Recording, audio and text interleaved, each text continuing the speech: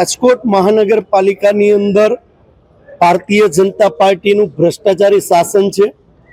આ ભ્રષ્ટાચારી શાસનની અંદર અનેક વખત પ્રજાનો ટેક્સનો પૈસો, પરસેવાનો પૈસો ભ્રષ્ટાચારીની એક નગરી કહી શકાય એ રીતે મહાનગરપાલિકાના સત્તાધારી લોકો અને કર્મચારી દ્વારા આ પૈસો ક્યાંક ને ક્યાંક ઉડવી જાય છે। જ્યારે હાલનો ઇસ્યુ આવી રહ્યો છે કે ડિમોલેશન આપણે એક જગ્યાએ કર્યું, એમાં આશરે 3.5 કરોડ કરતાં પણ વધારે માતબર રકમ ભ્રષ્ટાચાર કરી અને અલગ અલગ કોન્ટ્રાક્ટરોને ચૂકવવામાં આવી છે। અમુક બિલો પેન્ડિંગ રાખવામાં આવ્યા છે। પણ દુઃખ સાથે કહેવું પડે કે ગઈકાલે મેયર શ્રી, ભારતીય જનતા પાર્ટીના પ્રમુખ, રાજકોટ શહેર અને રાજકોટ મ્યુનિસિપાલિટી કમિશનર શ્રી દ્વારા ચોથી જાગીરને સામે રાખીને એક પ્રેસ કોન્ફરન્સનું આયોજન કરવામાં આવ્યું। એ પ્રેસ કોન્ફરન્સની અંદર માત્ર ચોથી જાગીર જે પ્રશ્નના જવાબ માંગતી હતી એ પણ ક્યાંય દેવામાં ન આવ્યા। એ આપ બધા પણ જાણો છો। માત્ર ને માત્ર ખાલી પ્રેસ વાર્તામાં મેયરશ્રી હોય કે મ્યુનિસિપાલિટી કમિશનર શ્રીએ કે તપાસ કમિટી રચશું, આના સિવાય બીજો એક પણ શબ્દ બોલ્યા નથી।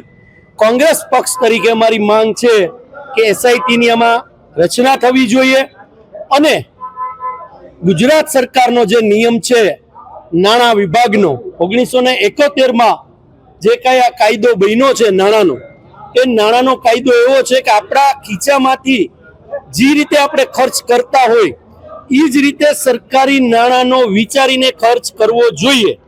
એની અંદર પણ ઓડિટની અંદર પારાઓ આવે તો એની પણ ઇન્ક્વાયરી બેસે। બીજી જે આપના માધ્યમથી વાત કરવા જાઓ તો એક્ઝામ્પલ આપું છું કે કોઈ પણ પોલીસ સ્ટેશનની હદની અંદર દારૂ પકડાણો હોય અને પીએસઆઈ કે પીઆઈને ન ખ્યાલ હોય અને ઉપલા અધિકારીએ રેડ કરી હોય તો જે તે તાબા હેઠળનો પીએસઆઈ કે પીઆઈ હોય એને ક્યાંક ને ક્યાંક રજા મુક્ત કરી દે છે અને ક્યાંક સસ્પેન્ડ કરવામાં આવે છે, કારણ કે તપાસની અંદર એનો સત્તાનો દુરુપયોગ ન થાય।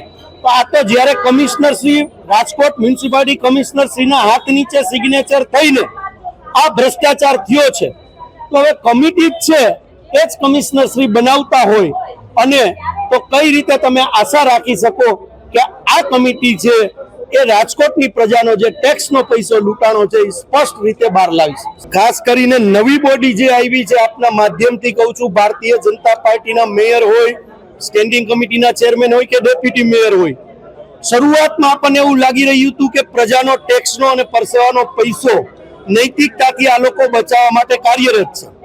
પણ ગઈકાલની પ્રેસ કોન્ફરન્સ જતા એવું લાગ્યું કે ભારતીય જનતા પાર્ટી ભ્રષ્ટાચારી શાસન દ્વારા આ નૈતિકતા વાળા જે પદાધિકારીઓ છે એમને પણ ક્યાંક રોકવામાં આવ્યા હોય એવું કાલની પ્રેસ વાર્તા તરફ જણાય આવે છે। આ 5 લોકોની કમિટી છે। આ તપાસ થોડી અલગ છે, કારણ કે આમાં જે આરોપો છે એ અમારી પાસે એકત્રિત નથી, અલગ અલગ ફોરમમાં પડેલા છે। એટલે એ સર્વપ્રથમ તો અમારે એ વસ્તુ એકત્રિત કરવાની થાય। એમાં અમુક વસ્તુ કાયદાના દાયરામાં હશે નથી, એટલે અત્યારે હું કોઈ બી ટિપ્પણી કરું એ બહુ પ્રીમેચ્યોર ગણાશે। એટલે હાલ તો અમારે એ આરોપો નક્કી કરી લેવા પડે। એ પછી મારે શું ડેટા જોઈએ છે, શું ડોક્યુમેન્ટ જોઈએ છે, કઈ વ્યક્તિનું અમારે નિવેદન લેવાનું થાય છે, અને જે આ બાબતના નિયમો છે તપાસના, સરકારના અલગ અલગ પરિપત્રો છે, નિયમો છે, એની દાયરામાં અમારે કાર્યવાહી કરવાની રહેશે। જ્યારે હવે એક સત્તાવાર રીતે એક રિપોર્ટના સ્વરૂપમાં આપવાનું હોય છે ત્યારે તમામ પાસાઓ ચકાસીને આપવાનું થાય છે, કારણ કે એ એક પણ જવાબદારી છે, અને એમાં જો ભૂલ થાય મારી કે મારી ટીમને તો એમાં પણ અમારી વ્યક્તિગત જવાબદારી ઉપસ્થિત ડેફિનેટલી થઈ શકે। એટલે હવે અત્યારે કોઈ બી ટિપ્પણી આપી મારા માટે બહુ પ્રીમેચ્યોર ગણાશે, ઇનફેક્ટ એ પ્રોહિબિટેડ છે, અને ડેફિનેટલી હવે મારે જે આપવાનું થશે એ રિપોર્ટ થકી જ આપવાનું રહેશે। હું એ જ કહું છું કે આ થોડું યુનિક બાબત છે, કારણ કે આ જે આરોપો છે, નહીં તો અમારી પાસે એક આરોપપત્ર હોય કે એક આક્ષેપનું પત્ર હોય કે એ રીતનું હોય। આરોપ તો હજી આરોપ વર્ડ યુઝ કરવો પણ અત્યારે બહુ પ્રીમેચ્યોર છે આ બાબત માટે। આક્ષેપનું એક પત્ર હોય, પરંતુ આમાં તો જે આક્ષેપો છે અલગ અલગ ફોરમમાં પડેલા છે, એ અમારે પહેલાં એકત્રિત કરવા પડશે, અને એ થઈ ગયા પછી અમારે એમાં વ્યૂ રસ્તા એક સામાન્ય રીતે કરતા હોય છે કે આમાં, કારણ કે કાંઈ રહી નહીં જવું જોઈએ, પાછળથી એવું ના થવું જોઈએ કે આ બાબત હાથ ઉપર નથી લીધી એ રીતે, કારણ કે જ્યારે તમે એક સત્તાવાર આ રીતે જ્યારે બાબત હેન્ડલ કરતા હોય છે એમાં લીગલ ઘણી બધી જવાબદારીઓ થતી હોય છે.